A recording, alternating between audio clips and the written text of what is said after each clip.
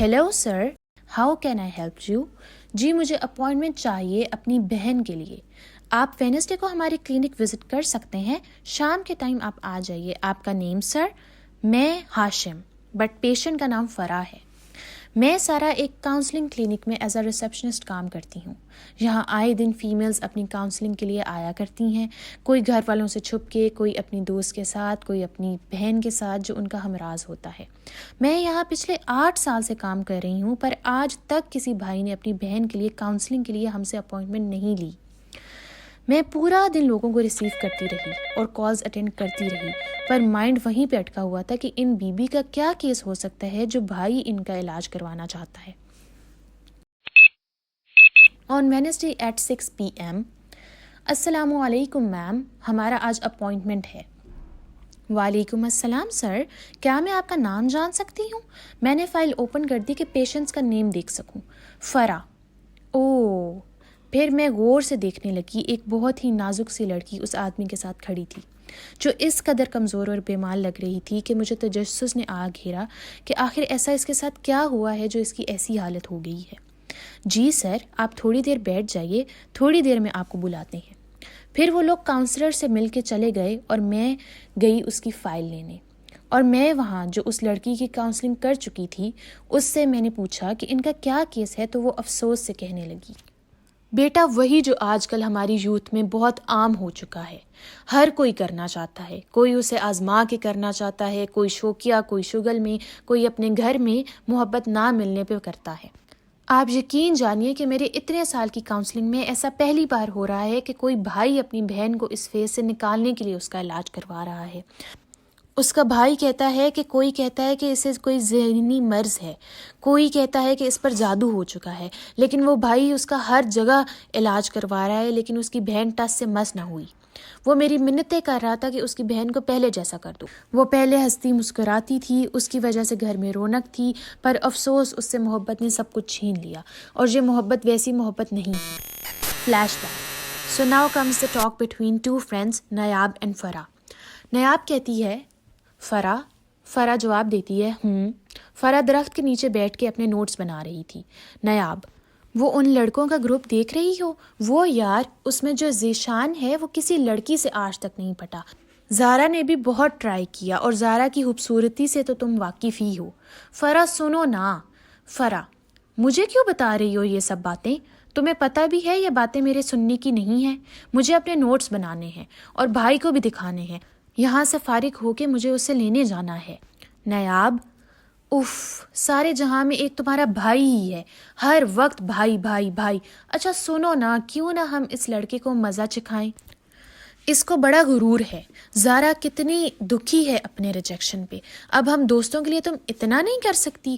فرا: wait, ذرا یہ تو بتاؤ میں ان سب میں کہاں سے آ گئی؟ نیاب: میری پیاری فرا، تم ہماری سب سے ذہین دوست ہو، اور یہ لڑکا بڑا لائق ہے، اور تم بھی ہو. کیوں نہ اسے ایسا مزہ چکھایا جائے کہ وہ یاد رکھے کہ اس نے کس کی دوستی کو ریجیکٹ کیا ہے. فرا اب بھی خاموش تھی، اور نیاب کو لگا یہی موقع ہے وار کرنے کا. نیاب: فرا دیکھو، تم بھی ایک لڑکی ہو. زارا کی حالت تم سے چھپی تو نہیں ہے. تم ہماری دوست ہو، پلیز پلیز پلیز اس کے لیے تم اس لڑکے سے بدلہ بھی نہیں لے سکتی ہو کیا؟ فرا: اچھا، زیادہ ایموشنل ہونے کی ضرورت نہیں ہے. فرا نے یہ سب کچھ جان چھڑانے کے لیے کہا تھا، لیکن نیاب نے فرا کی جان نہیں چھوڑی اور زارا کو بتا دیا کہ فرا اس کا بدلہ لے گی اس لڑکے سے. اب یوں ہوا کہ ان دونوں نے فرا کے نام پہ اس لڑکے سے بات کی اور ان کی دوستی ہوئی. ابھی تک یہ سب فرا کے علم میں نہیں تھا. اب ایک ہی یونیورسٹی میں یہ بات چھپنی نہیں تھی. یہ سوچ کے نیاب اور زارا نے فرا سے کہہ دیا کہ ان دونوں نے ذیشان سے اس کی دوستی کروا دی ہے، اور وہ ان دونوں نے فرا بن کے اس سے ملاقات پہ مجبور بھی کر دیا ہے. زارا نے ذیشان کو جونی کے پاس ہی ایک کیفے پہ بلایا تھا. فرا کو بہت دکھ ہوا، پر وہ اب پیچھے نہیں ہٹ سکتی تھی. ذیشان ایک غریب گھرانے کا لڑکا تھا جو پڑھ لکھ کے اپنی فیملی کو سپورٹ کرنا چاہتا تھا. اسی لیے وہ ان معاملوں سے دور رہتا تھا، اور اسی لیے اس نے زارا کو ریجیکٹ کیا تھا کہ وہ یہاں دوستیاں کرنا نہیں آیا. اور یہ بات زارا کی انا کو کیسے منظور بھلا؟ اسی وجہ سے اس نے فرا کا بہت خوبصورتی سے استعمال کیا، جس کا فرا کو خود بھی معلوم نہیں ہو سکا. کیفے میں پڑھائی کا سلسلہ اس قدر بڑھ گیا کہ وہ دوستی میں بدل گئی، اور اب فرا بھی اس کھیل کا حصہ بن گئی. فرح بالکل بھول ہی گئی تھی کہ یہ سب ایک بدلے کے طور پہ اسے یوز کیا گیا ہے اور اس کا انجام بہت بھیانک ہونے والا ہے۔ اب فرح کے بھی علم میں تھا کہ ذیشان کا فیملی بیک گراؤنڈ کیا ہے، اور وہ اپنے گھر کا اکلوتا بندہ ہے جو کماتا بھی ہے اور پڑھتا بھی ہے، غرض گھر کا کمانے والا صرف ایک یہی ہے۔ 3 months کے بعد زارا نے اپنے بدلہ لینے کے لیے ذیشان کے پاس گئی اور اسے بتاتی چلی گئی کہ فرح صرف ایک دھوکہ ہے جو تم سے نہیں کسی اور سے محبت کرتی ہے اور دوسرے لوگوں میں اس کا مذاق بناتی ہے۔ وہ اس کی غربت اور خودداری کو مذاق کا نشانہ بنا کے اسے ڈیگریڈ کرتی ہے۔ یہاں نیاب فرح سے کہہ رہی تھی کہ آج یہ سارا کھیل ختم ہو جائے گا کیونکہ زارا ذیشان کو اس کی اوقات دکھانے والی ہے، اور فرح کو یہ سن کے حیرت ہوئی کہ یہ سب اسے پہلے کیوں نہیں بتایا گیا۔ فرح نیاب کی باتیں سن کے یہاں سے چلی گئی کہ وہ ذیشان کو سب سچ بتا دے، لیکن جو باتیں زارا نے کی تھیں اس میں اتنا زہر تھا کہ ذیشان اسی وقت چونی سے باہر نکل کے نہ ادھر دیکھا نہ ادھر، وہ بس بھاگتا چلا جا رہا تھا اور فرح بھی اب اس کے پیچھے بھاگ گئی۔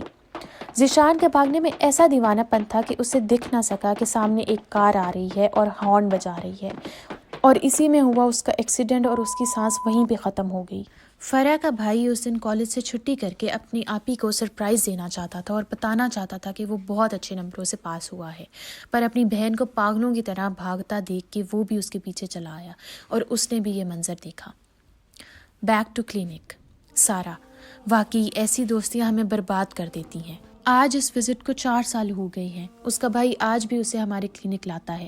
وہ لڑکی پہلے سے کافی بہتر ہو گئی ہے، پر ذیشان کی موت اور اس کی فیملی کا دکھ وہ بھول نہیں پاتی، اور اپنی دوستی جو اسے برباد کر گئی۔ اسی لیے کہتے ہیں دوستی دیکھ بھال کر کرنی چاہیے۔